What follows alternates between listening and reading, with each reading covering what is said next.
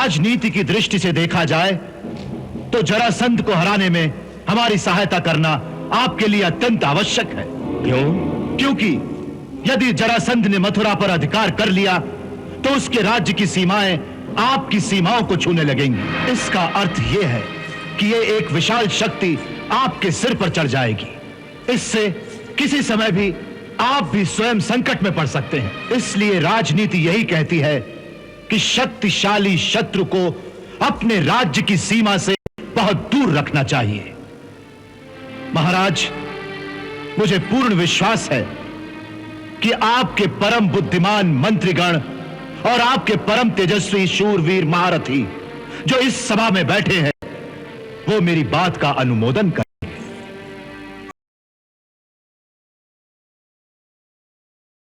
गुरुदेव ने कहा था कि जब से आप उज्जैनी में पधारे हैं तब से माता सरस्वती ने भी जैसे इसी को अपना निवास बना लिया हो। सो गुरुदेव की आज्ञा पाकर हम दोनों भिक्षुक बनके आपसे विद्या का दान मांगने आए हैं। कौन है आपके गुरु? ब्रह्मा जी के साक्षात पुत्र महर्षि गर्ग।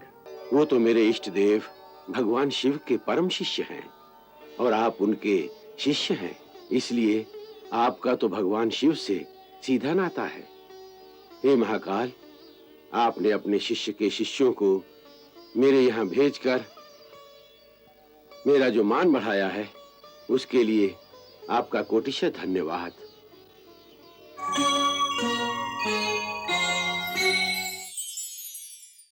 अब मैं समझा। आप दोनों को देखकर मेरी आत्मा में सहसा एक ज्योति सी क्यों प्रकाशमान हो गई थी। इस अकिंचन के आश्रम में आप दोनों का स्वागत है। हम धन्य हो गए गुरुदेव।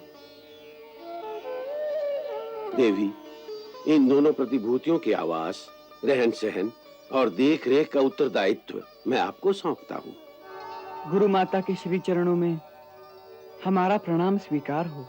तुम्हें देखकर जाने ऐसा क्यों लगता है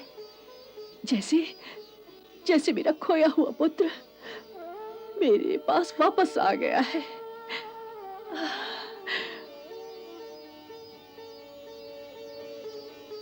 मैं तुम्हारा ही पुत्र हूँ माता।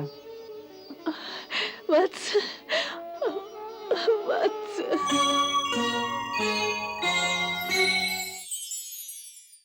सुदामा सुनो। गुरु माता, मुझे याद है कल आपने कहा था पानी कम हो गया है, इसलिए मैंने आज आपकी रसोई में 5 घड़े पानी रख दिए हैं। बहुत अच्छा किया। मैंने तुम्हें ये पूछने के लिए बुलाया है कि तुम्हारी कुटिया में कितने और ब्रह्मचारी हैं। जब से पांडुरंग और सबल चले गए हैं मैं बिल्कुल ही अकेला रह गया हूँ। अच्छी बात है, तो अब से ये दोनों भी तुम्हारे साथ रहेंगे। जी अच्छा। ये बलराम है और इसका नाम है कृष्ण।